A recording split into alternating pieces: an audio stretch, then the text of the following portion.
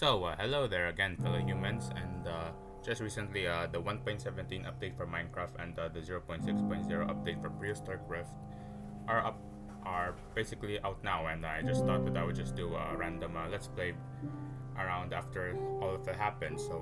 Let's go.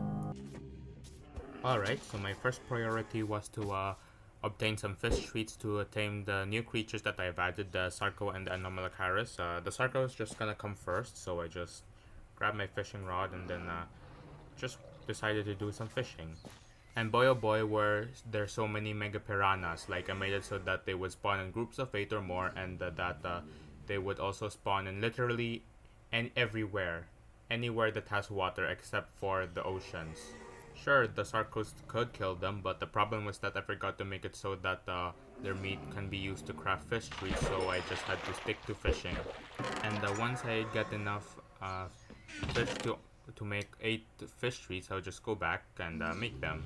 And then return to the river and repeat the entire thing.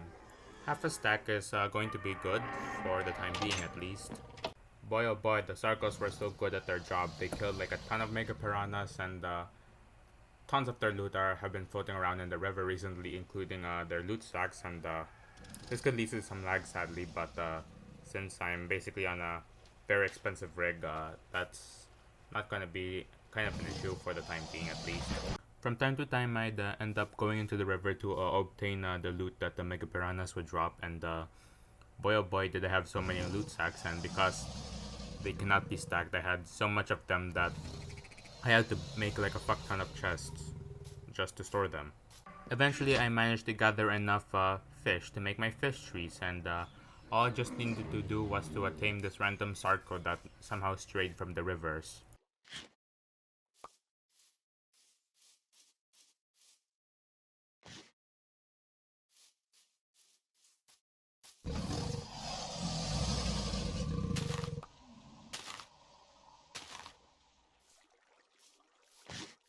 And it's all done. I managed to tame the first new creature added in the 0.6.0 update.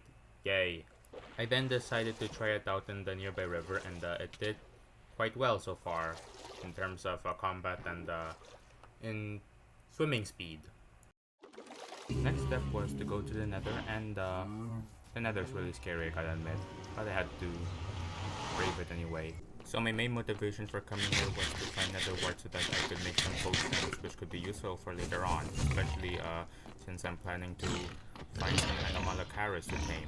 Now I have to admit, like in previous playthroughs, whenever I'd enter another fortress, I basically just die all a sudden, and that was all before the Nether update came out. But throughout this playthrough, like, for some reason, it kind of felt easy. I managed to reach my Nether wart, but after collecting all of that, I somehow got lost for like a few minutes before I managed to reach where I entered the Nether fortress. And you see that bridge over there, it's so fucking claustrophobic, like, I didn't even know why I somehow managed to survive while building that thing. Like, I could reinforce it later so that ghasts cannot destroy it, but for now, it's just gonna be that. And so I successfully came back home in one piece from the Nether. And so I set up my Netherwart farm, like right outside the Nether portal, since most of my tames cannot harvest these things efficiently yet. Pretty sad. I didn't really have a lot of things in mind at this point, so I just decided to go out and find some Apatosauruses just for their eggs. But because adult Apatosauruses were so rare, and the fact that their egg drop rate is very low, I only just ended up wandering around the place for like 10 minutes and then just came back home with like a ton of loot sacks that I don't want to open to begin with. And this cycle of not finding any Apato eggs and going back home with tons of loot sacks I don't even want to open repeated for a few days until I just gave up on that and decided to move on to other things. The next thing I decided to do was to farm some clay in order to make a bricks to make my storage room. Now, even though you usually don't do that, in my previous playthroughs I've always done stuff like that, and I thought, okay, for this playthrough I'm just gonna make another storage room out of bricks again. But mining underwater is really a fucking pain in the ass. And to make matters worse, the loot from the Mega Piranhas, especially the loot sacks, kept stuffing my inventory, preventing me from obtaining all of the clay efficiently. As annoying as these things really are, that was literally the only way I could come up with to deal with them. After all of that, I managed to come back to my base in one piece with lots of clay and lots and lots of loot sacks.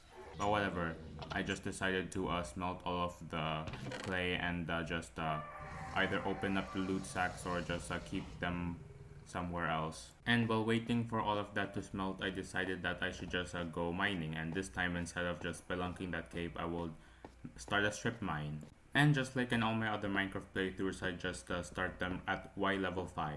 Plus, I got diamonds the moment I started the strip mine, which is pretty lucky if you ask me. Now, I didn't bother to record the rest of the strip mining trip because I thought that would be just really boring. So let's just move on to whatever the hell I did next.